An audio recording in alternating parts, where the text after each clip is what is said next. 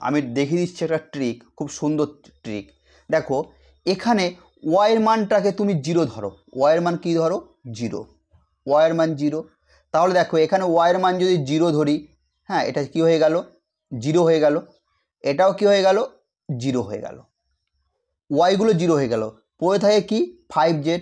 আচ্ছা 5z এর square, 5z এর স্কোয়ার পড়ে থাকে।